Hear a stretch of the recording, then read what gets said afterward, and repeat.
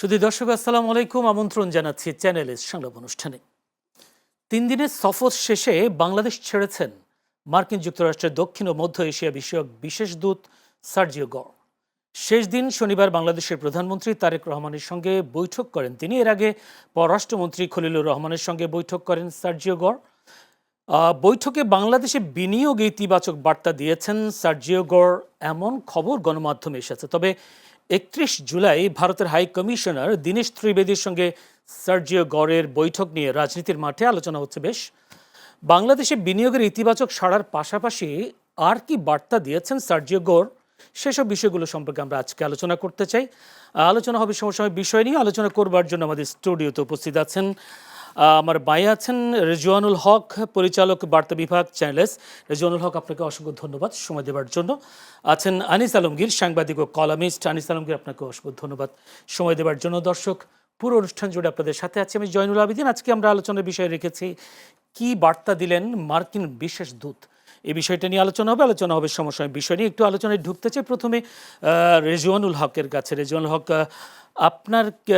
আপনি তো নিশ্চয়ই দেখেছেন 3 দিনের সফরে এসেছেন সার্জিও গর, মার্কিন প্রেসিডেন্ট ডোনাল্ড ট্রাম্পের দক্ষিণ ও মধ্য এশিয়া বিষয়ক বিশেষ দূত। তিনি আবার ভারতেরও রাষ্ট্রদূত।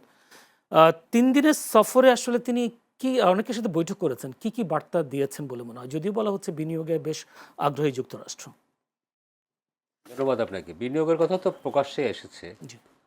আর ফর্মালি ইনফর্মালি অনেক কথাবার্তা শোনা যাচ্ছে। সেটা কতটুকু সত্য নয় সেটা তো আর আমরা বলতে পারবো না। তবে এই ভিজিটটা খুবই আলোচিত। যেমন ধরেন, তিনি এসেছেন, মার্কিন কর্মকর্তারা প্রায়ই বাংলাদেশে আসেন। এসে বিভিন্ন বাংলাদেশের অনেকের সঙ্গে তারা দেখা সাক্ষাৎ করেন। প্রধানমন্ত্রীর সঙ্গে কার্টেসি কল হয়েছে, তিনি ফরেন মিনিস্টারের সঙ্গে বসেছেন, কিন্তু তিনি ইন্ডিয়ান হাই কমিশনার যিনি এখানে আছেন তার সঙ্গে মিটিং করেছেন। এটা একটু আনইউজুয়াল, এরকম সাধারণত ঘটে না। তবে আবার আরেক দিক দিয়ে বললে এরকম মিল খুঁজে পাওয়া যায় কি না, যে তিনি যেহেতু ইন্ডিয়ারও মার্কিন রাষ্ট্রদূত, সেই কারণে তিনি বাংলাদেশে এসে ভারতীয় রাষ্ট্রদূতের, ইন্ডিয়ান রাষ্ট্রদূতের সঙ্গে, হাই কমিশনের সঙ্গে বসেছেন। বাট এই মিটিংটা তো এই মিটিংটা তো ইন্ডিয়াতেও হতে পারত। এটা নিয়ে আবার জামাত ইসলামী এর মধ্যে আবার বেশ কিছু গন্ধ খুঁজে পাচ্ছে, সেই কারণে তারা আবার ফর্মালি রিয়াকশনও জানিয়েছে।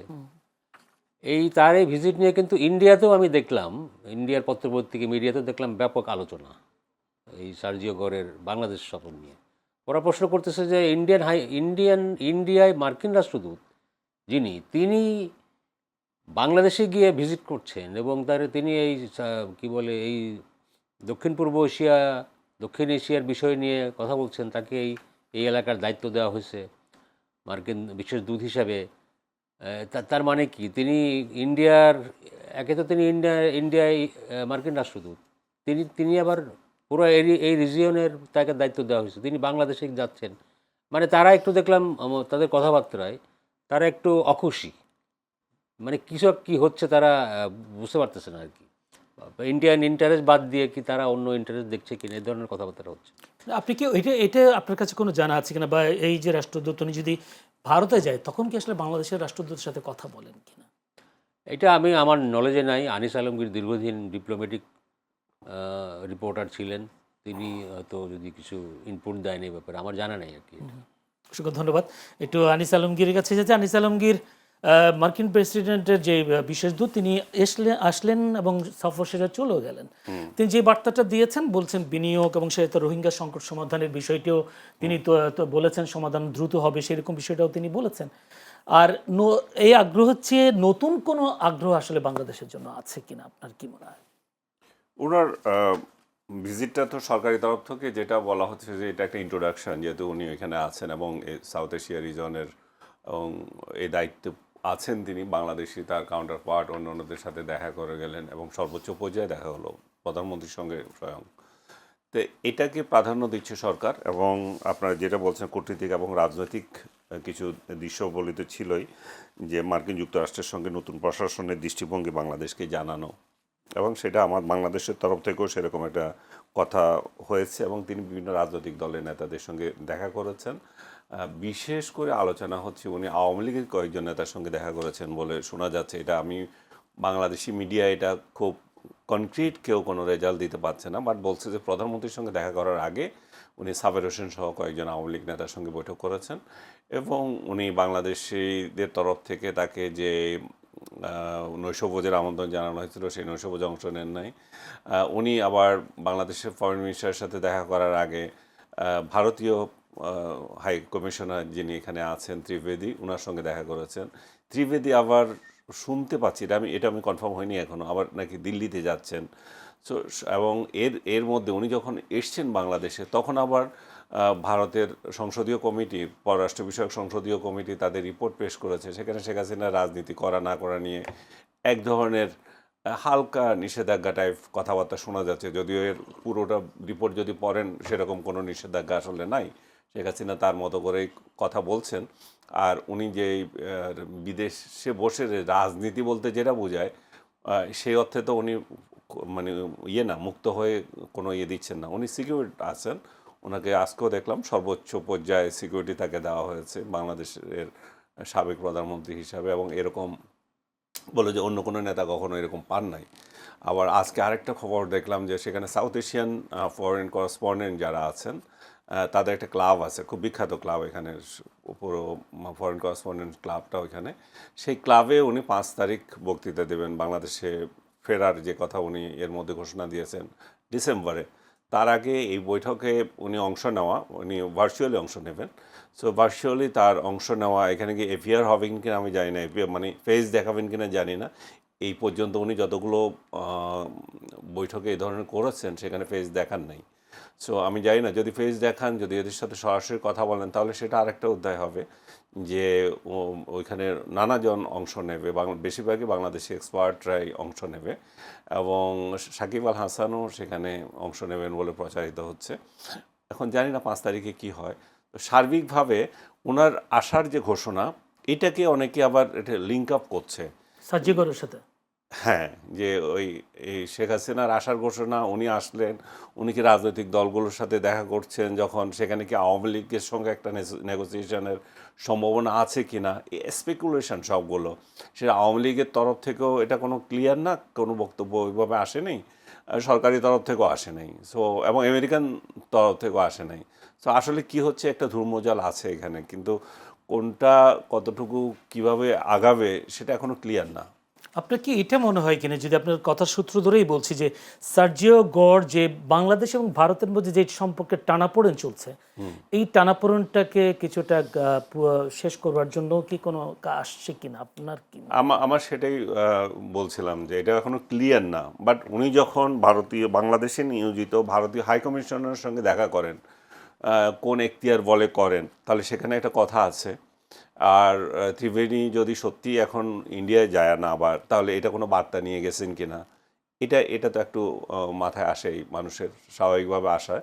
এবং বাংলাদেশেও দীর্ঘদিন থেকে একটা প্রচলন হচ্ছে, শেখ হাসিনা যখন বললেন যে ডিসেম্বরে আসবেন, মানে কোন ক্ষমতা বলে উনি বলেন যে বাংলাদেশে চলে আসবেন, যেখানে বাংলাদেশে তার আসাটা মোটেও নিরাপদ না, ওনার জীবননাশের আশঙ্কা আছে। তারপরে ওনার উপর এক ধরনের না রায় আছে, যে ফাঁসির রায় আছে। এই অবস্থায়ও তিনি যখন আসবেন বলেন, তাহলে এখানে বিদেশিদের হাত আছে কিনা, আর বিদেশিদের যদি হাত থাকে, যারা পেছনে নেপথ্যে কলকাঠি নাড়েন, তাহলে সেই জায়গায় 3টা দেশের নাম আসে, একটা ভারত, একটা আমেরিকা আর একটা চীন। সেই কারণেই যেহেতু আমেরিকা বাংলাদেশের উপর এই মুহূর্তে সবচেয়ে বেশি প্রভাব বিস্তার করছে, ইভেন ভারত আগে যেরকম প্রভাব বিস্তার করতো বাংলাদেশের রাজনীতিতে, তার থেকে শতগুণ বলতে হবে। কারণ একের পর এক আমেরিকান কর্মকর্তারা আসতেছেন, যাচ্ছেন। আমেরিকার সাথে যে একটা গোলামি চুক্তি হলো, সেটা নিয়ে ভালো কথা হচ্ছে। সো আমেরিকার এক ধরনের কলোনি হয় নাই, কিন্তু কলোনির মতো আচরণ করছে আমাদের সঙ্গে তারা, এবং তাদের বিভিন্ন সত্তাবলী, যে সমস্ত কথাবার্তা যেভাবে বলে, তো তাতে করে মনে হচ্ছে যে আমেরিকার এখানে হাত থাকতে পারে। আমেরিকায় তার যে স্বার্থে বাংলাদেশের সাথে চুক্তি করেছিল, যে সেই স্বার্থ নির্বিঘ্ন হওয়ার জন্য হয়তো আওয়ামী লীগের সঙ্গে তারাও কথা বলতে পারে। কারণ শুধুমাত্র আমি একটা চুক্তি করে গেলাম, আমি একটু আমার ব্যবসায়িক বিনিয়োগ নানা কথা চিন্তা করলাম, কিন্তু আমি চিন্তা করলাম এমন একটা দেশকে নিয়ে আমি চিন্তা করছি সেখানে আনরেস্ট রয়ে গেল, তো তাহলে তো আমার স্বার্থটা উদ্ধার হলো না। সো এখানে হয়তো বাংলাদেশে পরবর্তী আনরেস্ট কিভাবে কমানো যায়, এখানে কিভাবে হয়তো এটা কি বলে ইনক্লুসিভ একটা পরিবেশ, রাজনীতির একটা পরিবেশ তৈরি করা যায়, সেটাও তাদের মাথায় থাকতে পারে। সে বার্তাও দিচ্ছেন কিনা আপনি মানে চিন্তা করছেন। কিন্তু যিনি এসে তিনি বললেন যে নির্বাচিত সরকারের নেতৃত্বে দেশের রাজনৈতিক স্থিতিশীলতা, অর্থাৎ তারেক রহমানের নেতৃত্বে যে সরকার, প্রধানমন্ত্রী তারেক রহমানের নেতৃত্বে রাজনৈতিক স্থিতিশীলতা ফিরেছে বলে তিনি বলেছেন। আবার তিনি বলেছেন এখানে বিনিয়োগ পরিবেশ তৈরি করবার জন্য এবং সেই সাথে একটা বিনিয়োগের ব্যবসায়ীদের একটা 45 জনের একটি উচ্চ পর্যায়ের প্রতিনিধি দল ঢাকায় আসবেন। তাহলে এই কথাগুলো বিনিয়োগের এগুলি তো আমার মনে হয় যে রেগুলার একটা বিষয়। বিনিয়োগের জন্য টিম আসে, আমরা ওখানে যাই ইত্যাদি। ওই তিনি যেটা বলেছেন সরকারের প্রতি তাদের পূর্ণ সমর্থন জানিয়েছেন, এটাও আমি মনে করি যে এটাও স্বাভাবিক একটা ব্যাপার। সব নতুন সরকার যখন আসে তো মার্কিন যুক্তরাষ্ট্র কেন সব দেশই সবাই বলে যে হ্যাঁ এই সরকারের প্রতি আমাদের সমর্থন আছে। ইলেকটেড গভর্নমেন্টের প্রতি সমর্থন না জানিয়ে আর তো কোনো অপশন নাই। ইম্পর্টেন্ট হচ্ছে যে আরেকটা ইম্পর্টেন্ট জিনিস আছে কি না এটা ইন্ডিয়ার প্রাইম মিনিস্টার মোদি আমাদের প্রাইম মিনিস্টার তারেক রহমানকে ইন্ডিয়া সফরের দাওয়াত দিয়েছেন একটা ব্রিক্সের মানে বাংলাদেশ হচ্ছে ওনাকে দাওয়াত টাওয়াত দিয়েছে। উনি একটা কোনো একটা ফোরামের প্রেসিডেন্ট তারেক রহমান, ওইটাই বিমস্টেকের চিফ হিসেবে তাকে দাওয়াত দিয়েছে, নট প্রাইম মিনিস্টার হিসেবে। এই এই এই ইনভাইটেশন তারেক রহমান রাখবেন কি রাখবেন না এটাই কিন্তু এখন একটা আলোচিত বিষয়। সেই ক্ষেত্রে এই সার্জিও গড়ের এই ভিজিটের মধ্যে এটা নিয়েও কোনো কথাবার্তা হয়েছে কিনা, উনি যদি না যান গেলেও একরকম, না গেলে আর একরকম, মানে দুটোই খুব আলোচিত বিষয় হবে। আমার মনে হয় না সার্জিও গোরের সাথে এই ব্রিক্সের অনুষ্ঠানে যাওয়ার সাথে কোনো সম্পর্ক আছে বা থাকতে পারে, কারণ ওইটা একটা মাল্টিন্যাশনাল অর্গানাইজেশন এবং ব্রিক্সের সাথে ইউএসের কোনো যোগাযোগ নাই, বরং ওরা ব্রিক্সের উল্টো দিকে আছে।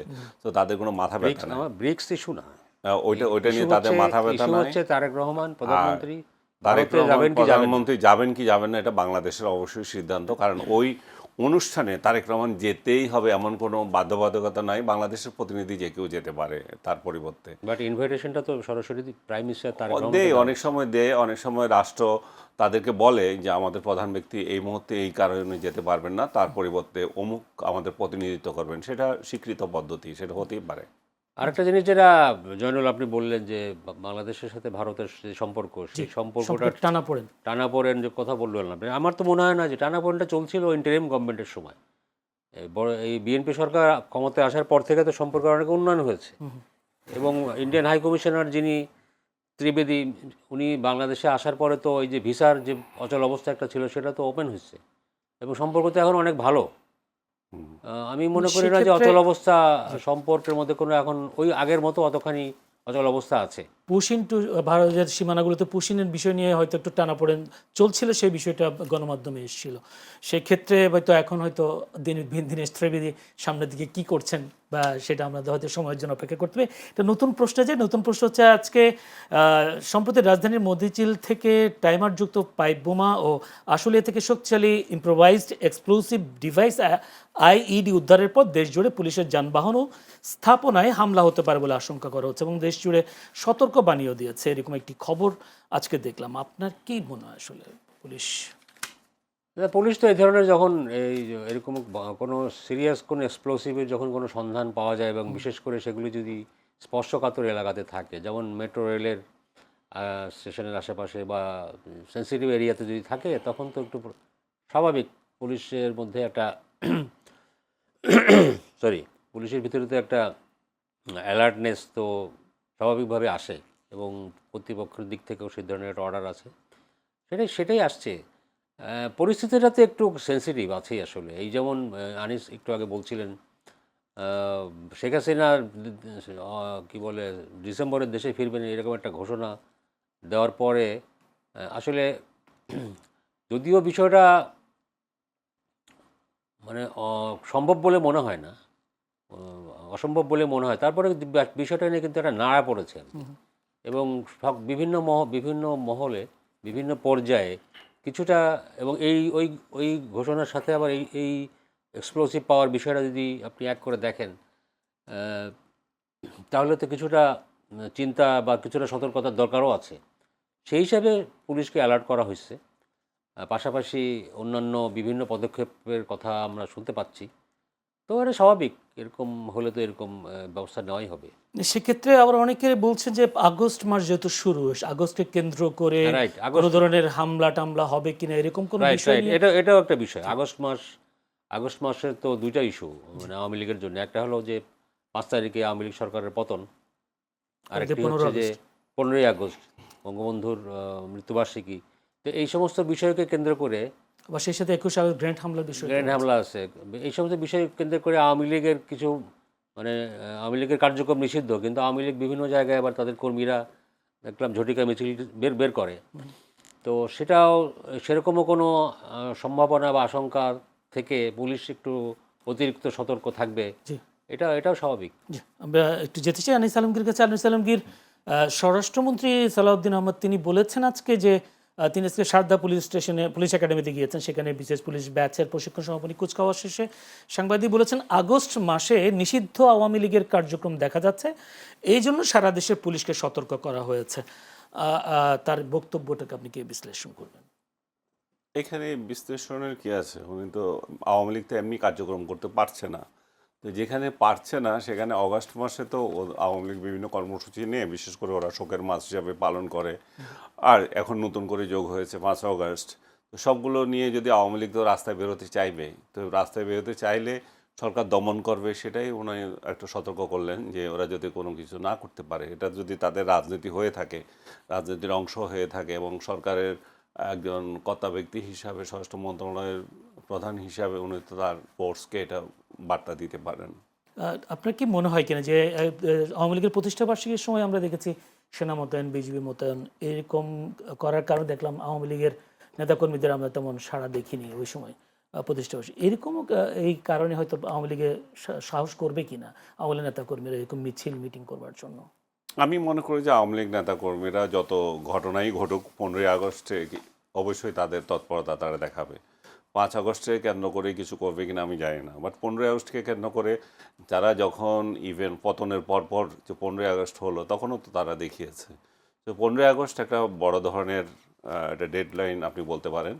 সেটাতে আওয়ামী লীগ অবশ্যই তাদের তৎপরতা দেখাবে যে আপনি সেনাবাহিনী নিয়োগ করেন আর যাই নিয়োগ করেন তারা যে চুপ করে থাকবে তা না, তারা করবে। কিন্তু কতটুকু করতে পারবে সেটা নির্ভর করছে সরকারের উপর। সরকার কতটা অধিকার হরণ করবে, কতটা ব্যক্তি পর্যায়ে নেমে যাবে। যেমন কোনো ব্যক্তি রাজা ভাই মনে করলেন যে আমি বঙ্গবন্ধুকে শ্রদ্ধা জানাবো, আমি মনে করলাম যে জানাবো, তো আমার পর্যায়ে তো উনি এটা করতে পারেন না। যেটা আমরা দেখেছি গত 2 বছর ধরে 15ই আগস্টে ব্যক্তি পর্যায়ে ব্যক্তিরা যখন শ্রদ্ধা নিবেদন করতে গেছে তাদেরকে পিটাচ্ছে এবং মব, ইউনূসের আমলে তো শুধু তাই না, মব লাগিয়ে দিয়েছিল, পুলিশ তো লেগেছে, মব লাগিয়ে দিয়েছিল যারা 32 নম্বরে যাবে, যা করবে। এবারও 32 নম্বরে লোক যাবে, আপনি দেখবেন সে একই ধরনের কাণ্ড ঘটবে। কিন্তু আপনি ব্যক্তিদেরকে করতে পারেন না। এখানে যদি কোনো দলীয় ব্যানার নিয়ে কোনো কর্মসূচি পালন করতে যায় সেটাতে আপনি বাধা দেন, সেটাতে আপনি বাধা দেওয়ার আছে, যেহেতু আপনি এই মুহূর্তে আওয়ামী লীগকে নিষিদ্ধ করে রেখেছেন বা আওয়ামী লীগ সংগঠনকে নিষিদ্ধ করেছেন, কিন্তু ব্যক্তি পর্যায়ে তো করতে পারবেন না। গতবার যেটা আমরা দেখেছি, পুলিশ ইভেন যে খিচুড়ি রান্না করে সেই খিচুড়ি পর্যন্ত নিয়ে গেছে এবং ওরা নিজেরা খেয়ে ফেলেছে। সে ব্যক্তি পর্যায়ে যদি কারো মৃত্যু দিবসে যদি কেউ এই ধরনের প্রোগ্রাম করে আর সেগুলোকে তুলে নিয়ে আপনারা খেয়ে ফেলেন, এগুলো তো নির্লজ্জতা। এগুলো তো তখন মানবাধিকার নিয়ে প্রশ্ন আসে, রাষ্ট্র কি ঠিকমতো চলছে কিনা, আইন প্রশাসন ঠিকমতো চলছে কিনা। না, সেই একই দৃশ্য আমরা দেখেছি বছরের পর বছর। যারা ক্ষমতায় যাবে তাদের ইচ্ছা অনুযায়ী পুলিশ প্রশাসন চলবে, মানবাধিকারও তাদের ইচ্ছা অনুযায়ী, যেটা তারা মানবাধিকার মনে করে না সেটা তারা করতে পারবে না। সেই সব দৃষ্টিকোণ থেকে 15ই আগস্ট একটা বড় ধরনের আমরা মনে করি যে এটা গোলযোগ হওয়ার সম্ভাবনা আছে এবং সেটা আবার সরকার। সম্ভাবনাটা আপনি কিভাবে বলছেন যে আসলে আওয়ামী লীগ ততটা সঞ্চয় মানে শক্তি সঞ্চয় করতে পেরেছেন কিনা বিগত 2 বছর? আওয়ামী লীগ গত যখন মানে ক্ষমতা থেকে চলে গেছে তখন কি সঞ্চয় ছিল? তখন তো ওর পুরোটাই একটা মানে কি বলবো, একটা ফিনিশ হয়ে গেছে। তো সেই সময় তারা এটা করে নাই, এরপর গত বছর করে নাই, তো এই বছর করবে না কেন? এবছর তো আরও আরও আমার মনে হচ্ছে এবছর আরও বেশি হবে। কিন্তু আপনি যেটা বারবার আমি একই কথা বলছি, সরকার যদি এই সমস্ত কর্মকাণ্ডে আর্মি নামিয়ে দেয় এবং পুলিশকে ওইভাবে প্রিভেন্ট করতে বলে, তাহলে বড় ধরনের সংঘর্ষ হবে, বা আওয়ামী লীগ কর্মীরা ওইভাবে এগিয়ে আসবে না, হয়তো ব্যক্তি পর্যায়ে লোকেরা নামবে। যেতে চাই রিজওয়ানুল হকের কাছে। রিজওয়ানুল হক, আহ, সম্প্রতি একটি বেশ সমালোচনা হচ্ছিল বিএনপির বিরুদ্ধে, সেটি হচ্ছে জামাতের পক্ষ থেকে বলা হচ্ছে চাকরিতে মেধার দরকার নাই, এখন বিএনপির পদ থাকাই যোগ্যতা, এমন মন্তব্য করেছেন জামায়াতের সেক্রেটারি মিয়া গোলাম পরোয়ার। সম্প্রতি তারা 12টি পদে, বিশেষ করে নির্বাচন কমিশন সচিবালয় থেকে শুরু করে আর বেশ কয়েকটি প্রতিষ্ঠানে তাদের নিজেদের দলের দায়িত্বশীলদেরকে বসানো হয়েছে। সেই ক্ষেত্রে বলছেন, আপনি কি মনে করেন আসলে বিএনপি যে পথে হাঁটছে সেই পথটা কতটা বা মসৃণ? এটা প্রথম ঘটনা নয়। এর আগে ধরেন এই যে বিভিন্ন সিটি কর্পোরেশনের প্রশাসক, ধরেন যে ঢাকাতেই ধরি, ঢাকাতেও দুজন সিটি কর্পোরেশনের প্রশাসক কিন্তু দলীয় লোক বিএনপি নিয়োগ দিয়েছে এবং ঢাকার বাইরেও দিয়েছে। এবারও যেটা আপনি বললেন, জেলা পরিষদের প্রশাসকও দিয়েছেন। হ্যাঁ, জেলা পরিষদ প্রশাসক। দেখুন, একটা রাজনৈতিক সরকার আর আমাদের দীর্ঘদিনের যে কালচার, রাজনৈতিক সরকার তো রাজনৈতিক তার দলীয় লোকজন প্রাধান্য পাবে, এটা খুব স্বাভাবিক। আর তবে এই এই যে 12টা কর্পোরেশনের যে চেয়ারম্যান নিয়োগ দেওয়া হলো দলের লোকজনকে, এগুলোর অনেকগুলি টেকনিক্যাল অধিদপ্তর বা কর্পোরেশন। সেখানে এই তারা কতখানি ভালো ভূমিকা রাখতে পারবেন আমি জানি না। তবে আমার ধারণা মনে হচ্ছে এরকম যে আমরা যেরকম পাশ্চাত্যের যেটা দেখি যে সরকারের পরিবর্তন ঘটলে যারা নতুন সরকারে আসেন তারা সমস্ত জায়গায় তাদের নিজেদের লোক বসান। হ্যাঁ। এই প্র্যাকটিস তো ইভেন ধরেন এটা মার্কিন যুক্তরাষ্ট্র তো আছেই। তো বিএনপি সেই পলিসি ফলো করছে কিনা হয়তো করতে পারে, আমার কাছে তাই মনে হয়। তারেক রহমান দীর্ঘদিন লন্ডনে ছিলেন, তিনি বিদেশিরা মানে ওই সমস্ত উন্নত দেশ কীভাবে চলে, প্রশাসন কীভাবে চলে সেটা তিনি দেখেছেন, সেখান থেকে কিছু শিখেছেন নিশ্চয়ই। তার সঙ্গে এটা একটা যোগসূত্র থাকতে পারে। তবে এটা আসলে নির্ভর করে যে আপনি দলীয় লোক দিতে পারেন, কিন্তু তারা কতখানি ক্যাপাবল, তারা যদি ক্যাপাবল হন তাহলে আমার মনে হয় না যে এতে আমাদের আপত্তি করার কিছু। বাট ব্যাপারটা হচ্ছে নতুন, এটাও একটা দেখার বিষয় আছে যে এটা ওয়ার্ক করছে কিনা ঠিক মতো। আমরা তো অতীতে সবসময় এই সমস্ত পজিশনে আমলাদেরকে দেখতাম, কখনো কখনো অবসরপ্রাপ্ত আমলাদেরকেও দেখতাম। তো সর্বত্রই আমলাতন্ত্রের সবখানে আমলাতন্ত্রের আসর কেন থাকবে, এটাও তো একটা কথা।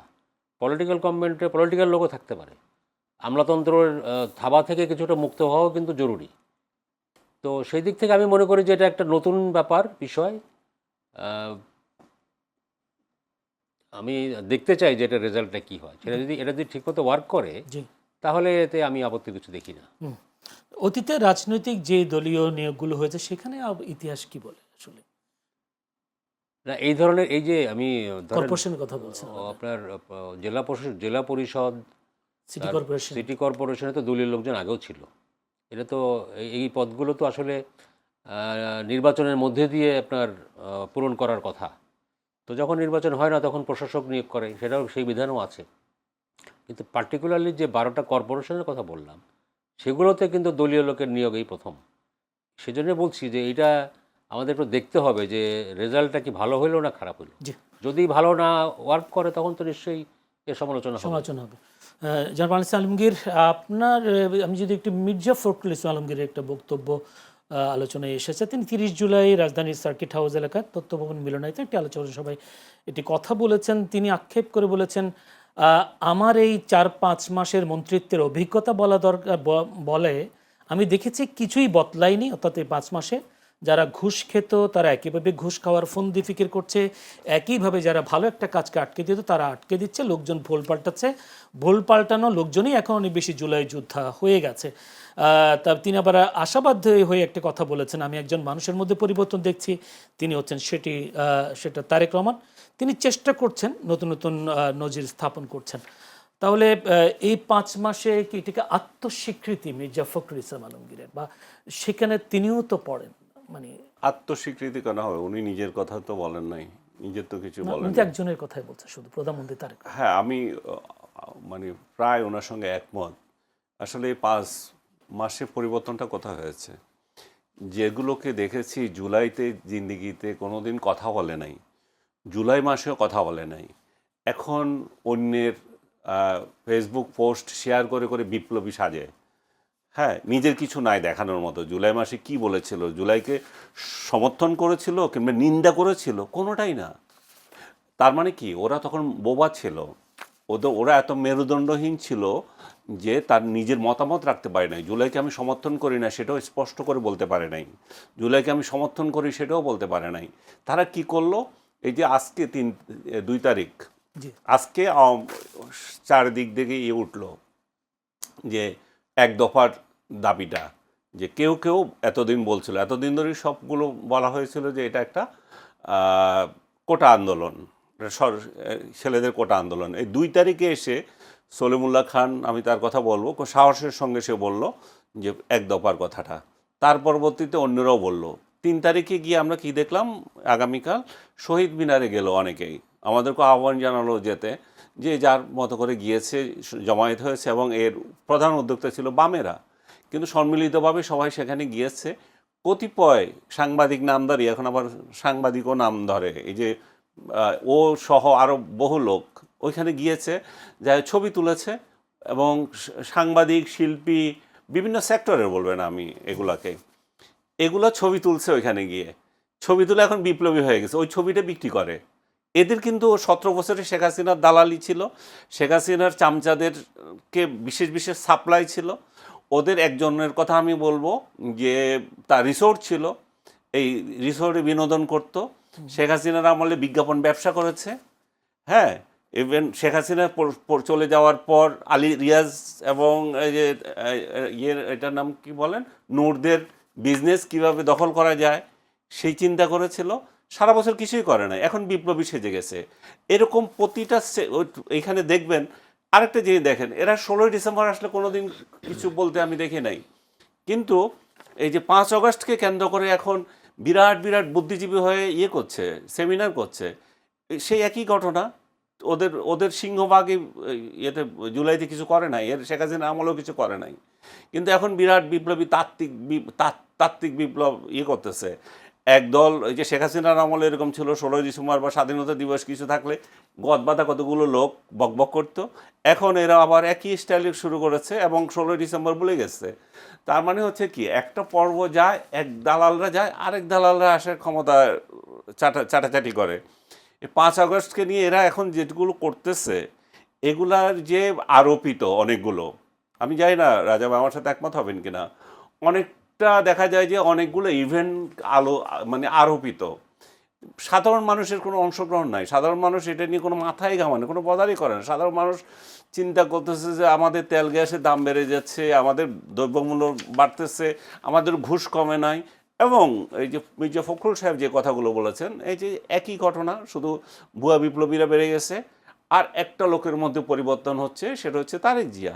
আমিও তাই মনে করি, এবং 5 আগস্টের যেদিন, সেদিনই আমি লিখেছি যে এই যে যখন উনি একটা স্পিচ দিলেন যে উপরে 5 আগস্টের পরবর্তী যে দেশে আইনশৃঙ্খলা রক্ষা করার ক্ষেত্রে ইউনূস বড় বাটপার, সে ক্ষমতা নিয়েছে, কিন্তু আপনি দেখেন যে স্থিতিশীলতা আনার ক্ষেত্রে কোনো ভূমিকা রাখে নাই, কোনো কথা বলে নাই যে যারা এই আন্দোলন করছে, যারা অ্যাট্রোসিটি করছে, যারা অমুকেরে মারছে, তমুকেরে ধরছে, এগুলো বন্ধ করো। আজকে বক্তৃতাটা দেখেন আপনি, ভেরি রিসেন্টলি যদি দেখে থাকেন, এই যে নরেন্দ্র মোদীর বক্তৃতাটা, যে ইয়াংদের উদ্দেশ্যে একটা আন্দোলন হলো, আন্দোলন শেষ, ইয়াংদের উদ্দেশ্যে কি বক্তৃতা দিয়েছে, এবং তার সবাই স্যাটিসফাইড এটাতে। আর আমাদের সময়ে সেই বক্তৃতাটা কে দিতে পারতো? শেখ হাসিনা তো দিতে পারতো না, উনি তো পলাতক, বা উনি পালিয়ে গেছেন, কিংবা ওনাকে সামরিক বাহিনীর লোকজন ভারতে দিয়ে এসছে, ওনার সরকারের পতন হয়েছে, ওনার তো আর বক্তৃতা দেওয়ার কথা না, বাবারা এখন আমার ক্ষমতা চলে গেছে, তোমরা এখন ঘরে ফিরে যাও। ওনার তো ওই মেন্টালিটিতে নাই তখন। তাহলে এই বক্তৃতা কে দিতে পারতো? 2 জন ব্যক্তি, এক তারেক রহমান, আরেকজন ইউনূস ক্ষমতায় বসে সেটা দেয় নাই। তার ফলে কি হলো, আমাদের এই ইয়াং জেনারেশন গালাগালিকে একটা সংস্কৃতি হিসাবে নিল। আজকে এনসিপি সহ অনেক রাজনৈতিক দল বা জামাতের অন্যান্য বি টিম, সি টিম যেগুলো গালাগালি করে এবং অমুককে তমুককে ধরে হুমকি দেয়, এই সংস্কৃতিটা রয়ে গেল। অথচ এটা ইন্টেরিয়াম গভর্নমেন্টের একজন ব্যক্তি হিসাবে সেটা একেবারে শেষ করে দিতে পারতেন, যে প্রতিহিংসার রাজনীতিটা আমরা এখন থেকে শেষ করলাম। সেই প্রতিহিংসার রাজনীতি শেষ হয় নাই বলে আপনি দেখেন আজকে এক দল আরেক দলকে গিরাচ্ছে, যারা মব করেছিল তাদেরকে আবার এখন মব করতেছে, তা এরা আবার আরেক দল যখন ক্ষমতা আসবে তখন মব করবে, আওয়ামী লীগ যখন আবার ক্ষমতা আসবে তারা এই মবের প্রতিশোধ নেবে। এই চক্রটা রয়ে গেছে, ইনু সেটা করে না। এবং তারেক রহমানের সম্পর্কে আমি যেটা বলছিলাম, 5 আগস্টের পর ওনার বক্তৃতা ছিল স্টেটসম্যান সুলভ, যে আমরা এখন স্থিতিশীলতা কীভাবে রক্ষা করতে হয় আমরা সেটা করব, কিন্তু উনি তখন ক্ষমতা নাই। এবং 5 আগস্টের আগে ওনার যে বক্তৃতা ছিল, 5 আগস্টের পরের বক্তৃতাগুলো কমপ্লিট চেঞ্জ। আমাকে অনেকে বলে আপনি তারেক রহমানের এখন দালালি করছেন, আপনি তার বিরুদ্ধে কিছু বলেন না। আমি একটা লোক কমপ্লিট চেঞ্জ। আমি তার আগে যে বক্তৃতা দিয়েছি আমি তার সমালোচনা করছি, কঠোর সমালোচনা করেছি।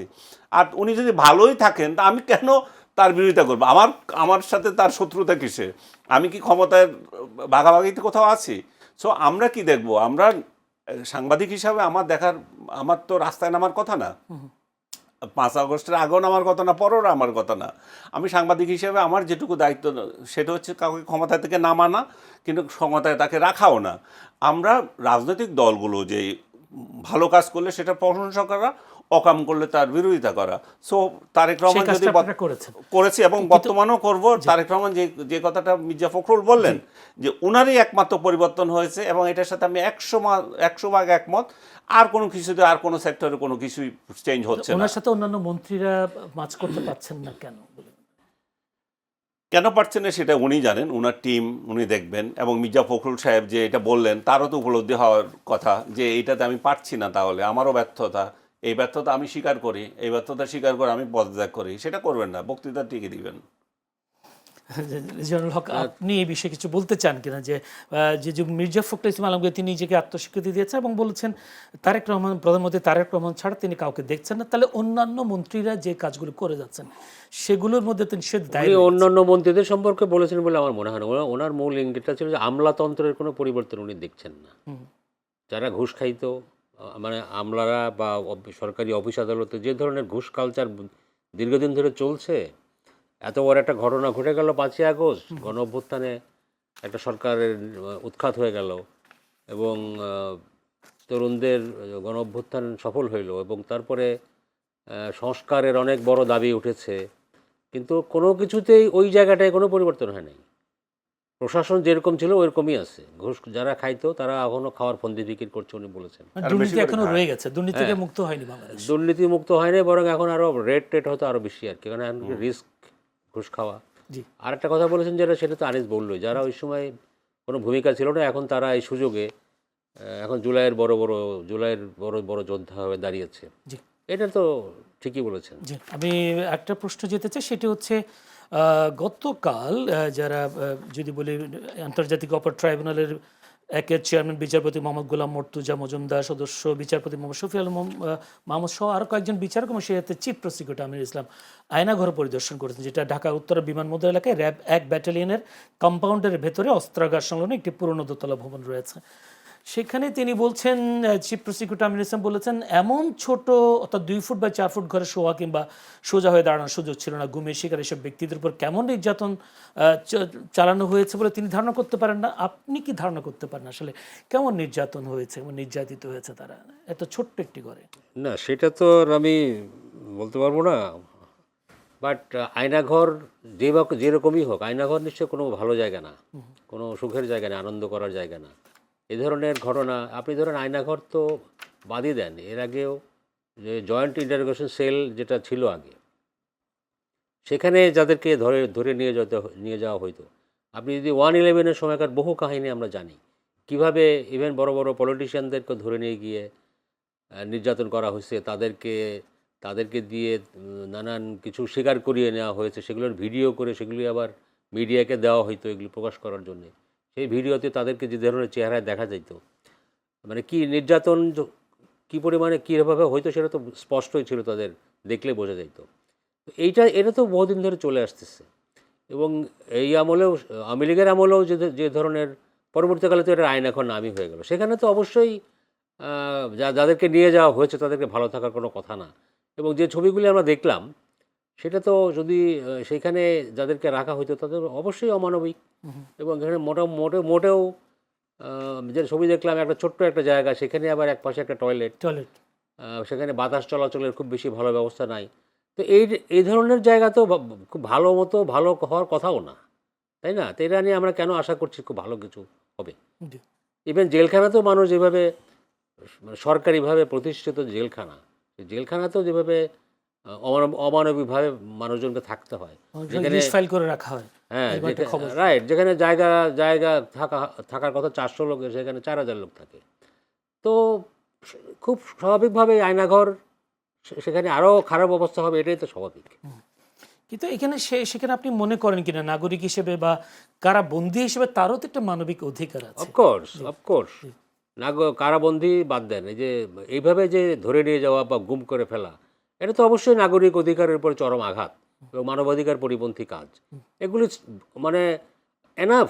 এটা নিয়ে আমার মনে হয় যে এখন এটা এটা শেষ হওয়ার দরকার। এটা নিয়ে যেন এই ধরনের ঘটনা পুনরাবৃত্তি, অনেকের ত্যাগ তিতিক্ষার বিনিময়ে হলেও আমরা এটা অবসান চাই, যাতে ভবিষ্যতে এই ধরনের কোনো কিছু না ঘটে।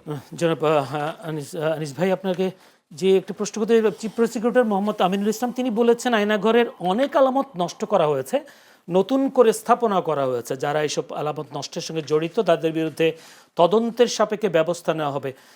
আপনার কি মনে হয় এই যে আলামত নষ্ট করার পেছনে আসলে কারা, যারা কি এই আয়নাঘরগুলো করেছিল তারা বা অন্য কেউ? এটা অবশ্যই উনি ব্যাখ্যা দিতে পারবেন, ওনার কাছে যদি তথ্য থাকে। আমার তো বাইরে থেকে বলতে পারো না, কারণ সরকারি যন্ত্রের মধ্যে তো আমরা নাই। কিংবা যারা ইনভেস্টিগেট করেছে তারা এটা ভালো বলতে পারবে। যদি করে থাকে তাহলে তো অবশ্যই তারা শাস্তি পাওয়ার যোগ্য। আর যদি বলা হয় যে এটা আমাদের সরকার করেছে, সরকার যন্ত্র তো এখানে জড়িত ছিল, এটা তো অস্বীকার করার জো নাই। এবং এই আয়নাঘর কার্যক্রম তো 1/11 থেকে শুরু হয়েছে, এটা যে শেখ হাসিনার আমলে হয়েছে তা না, এটা আগে থেকে শুরু হয়েছে। সো ওই কার্যক্রমের অংশ হিসাবে যদি তারা তাদের সরকারি দায়িত্ব পালন করে থাকে, সেটা তারা ব্যাখ্যা দেবে। আপনার কি মনে হয় এই যে গুম কাণ্ডের সাথে যারা জড়িত তাদের বিচার কার্যকর করা যাবে, বা কি মনে হয় যদি এখনো এটা 17 জনের মধ্যে 10 জন এখনো আটক আছেন? শুনেন, এগুলো সবগুলো নির্ভর করে সরকারের উপর, সরকারের সদিচ্ছার উপর। সরকার সদিচ্ছা প্রকাশ করেছে, যুদ্ধ অপরাধীদের বিচার হয়েছে, হয় নাই, ফাঁসি হয়েছে। আবার আরেকটা সরকার আসলো, সদিচ্ছা প্রকাশ করেছে, এদেরকে সব মাফ করে দেব, মাফ করে দিয়েছে। এই জঙ্গিদেরকে মাফ করে দেব, মাফ করে দিয়েছে, জঙ্গিরা সব বের হয়ে গেছে। এখন সরকার সদিচ্ছা প্রকাশ করেছে, বেনজির ভালো লোক ছিল, বেনজিরের কোনো বিচার হয় নাই। আবার বেনজির যখন চলে গেল, বেনজির হচ্ছে বিরাট দুর্নীতিবাজ, বেনজির অমুক তমুক, যদিও মামলাটা অবশ্য শেখ হাসিনা আমলে হয়েছিল। এখন যেটা হয়েছে মানে এই যে কী বলে, হেফাজতের ইয়েতে বেনজির বড় ধরনের কর্মকাণ্ড করেছে, সেই প্রধান ব্যক্তি। সো এবং হুমায়ুন আজাদ একটা খুব সুন্দর কথা বলেছিল, যে প্রয়াত আমাদের কবি, তার কথাটা হচ্ছে, দেখো এমন একটা দিন আসবে, সেদিন এই স্বাধীনতায় যুদ্ধ করার জন্য, পাকিস্তান ভাগার জন্য মুক্তিযোদ্ধাদেরই বিচার হবে, ফাঁসিতে লড়বে। সে এটাই হচ্ছে ডেডলাইন। বাংলাদেশের রাজনীতি পরিচালিত হয় ওই ডেডলাইনে। আপনি 71-এর পক্ষে না বিপক্ষে? আপনি 71-এর পক্ষে থাকলে এক ধরনের জিনিস এক আমলে পাবেন, 71-এর বিরুদ্ধে থাকলে আরেক আমলে একটা পাবেন। যেগুলোকে আপনি জঙ্গি বলছেন, অমুক বলছেন, তমুক বলছেন, সেই জঙ্গিগুলো আবার দেখা গেল যে সরকার পরিবর্তন পরে সাধু পুরুষ হয়ে গেছে, বীরত্ব দেখিয়েছিল, তাদেরকে মারা হয়েছে কেন, এই ন্যারেটিভ আপনি এখন আসতেছে। এবং তাদেরকে মরণোত্তর পুরস্কার দিচ্ছে, মরণোত্তর দিচ্ছে, ডেজিগনেশন দিচ্ছে। এই যে জিনিসটা, এটা তো সব কিছু নির্ভর করছে সরকারের উপর। সরকার কি করবে? তো আমি এই ক্ষেত্রেও মনে করি যে সরকারের সদিচ্ছার উপর, সরকার ইচ্ছে করলে আমাদের বিরুদ্ধে একটা নতুন একটা মামলা ঝুলাই দিতে পারে যে কোনো সময়, যে এটাতে জড়িত ছিল, 5 আগস্টের আগে এটা দিয়েছে। আমাদের কাছে বেশি সময় নেই, যদিও ছোট্ট একটি প্রশ্ন নিয়ে রিজওয়ানুল হকের কাছে যেতে। রিজওয়ানুল হক, আমরা শুনেছি দুবাই গ্রেপ্তারের পর শর্ত সাপেক্ষে জামিনে মুক্তি পেয়েছেন বাংলাদেশ পুলিশের সাবেক মহাপরিদর্শক বেনজির আহমেদ। তিনি ছাড়াও পেয়েছেন, যদিও একসময় আমরা স্বরাষ্ট্রমন্ত্রীর মুখে শুনেছিলাম যে কোনোভাবে তাকে ফিরিয়ে আনা হবে এবং দ্রুত ফিরিয়ে আনা হবে, এরকম বলা হয়েছে। আজকেও স্বরাষ্ট্র প্রতিমন্ত্রী শামা ওবায়দ তিনিও বলেছেন, মন্ত্রীও বলেছেন, যে স্বরাষ্ট্রমন্ত্রী তো বলেছেন, স্বরাষ্ট্র প্রতিমন্ত্রী আবার আজকেও বলেছেন যে দুবাইয়ের সাবেক আইজি বেনজির আহমেদ শর্ত সাপেক্ষে ছাড়া পাওয়া দেশটির আইনি প্রক্রিয়ার অংশ, তাকে দেশে ফিরিয়ে এনে বিচারের মুখোমুখি করতে দেশটির সরকারের সঙ্গে যোগাযোগ অব্যাহত রয়েছে। আপনি কি দেখছেন? একটু আগে আনিস বলছিল না যে এই সরকারের অনেক কিছু সরকারের সদিচ্ছার উপর নির্ভর, সরকারের ইচ্ছার উপর নির্ভর করে। তো আমার মনে হয় যে বেনজির আহমেদের ব্যাপারটা দুবাই ওইখানকার সরকারের উপর অনেকখানি নির্ভর করে, তারা কি তাকে হ্যান্ডওভার করবে কি করবে না। মানে যেভাবে তাকে বাংলাদেশ সে অ্যারেস্ট হওয়ার পরে বাংলাদেশের পক্ষ থেকে তাকে ফেরত চাওয়া হচ্ছে, তাই তো? কিন্তু এই অবস্থায় তাকে জামিন দেওয়া, এটা তো আমার মনে হয় যে ওখানকার সরকার তার প্রতি একটু সফট আচরণই করলো। তো অবশ্যই বাংলাদেশ তো পররাষ্ট্র প্রতিমন্ত্রী বলেছেন যে আমরা এই বিষয়টি নিয়ে ওইখানকার সরকারের সঙ্গে কথা বলবো। না, এটা ল ফার্ম নিয়োগ করছে অলরেডি সরকার, তাদেরকে দায়িত্ব দেওয়া হয়েছে, রায় কি দিয়েছে, এখন কোন ভিত্তিতে তাকে ছাড়লো সে সার্টিফিকেট দেওয়ার জন্য। সরকার তো অবশ্যই চিন্তা করবে, তাকে শর্ত সাপেক্ষে সরকার তরফ থেকে কোনো ছাড় নাই। সরকার অবশ্যই চেষ্টা করবে ফেরত আনা, কিন্তু আনতে পারবে কিনা সেটা ওইখানকার সরকারের উপর অনেক বিশেষ করে মিডল ইস্টের সরকারগুলোর মতি গতি অন্যরকম, এটা অন্য গণতান্ত্রিক সরকারের মতো না। জি, অসংখ্য ধন্যবাদ। দর্শক, আমাদের সাথে আজকের আলোচনায় ছিলেন রেজওয়ানুল হক, পরিচালক বার্তা বিভাগ চ্যানেলের, ছিলেন আনিস আলমগীর, সাংবাদিক ও কলামিস্ট। দুজনকে অসংখ্য ধন্যবাদ আজকে এই অনুষ্ঠানে আলোচনা করবার জন্য। দর্শক, আপনারা ধৈর্য ধরে আমাদের এই অনুষ্ঠান দেখবার জন্য আপনাদেরও প্রাণঢালা অভিনন্দন, শুভেচ্ছা জানাতে এবং সেই সাথে একই সময়ে অর্থাৎ আগামীকাল একই সময়ে চ্যানেলের সংলাপ অনুষ্ঠান দেখার আমন্ত্রণ জানিয়ে আজকের মতো বিদায় নিচ্ছি। ভালো থাকবেন সবাই।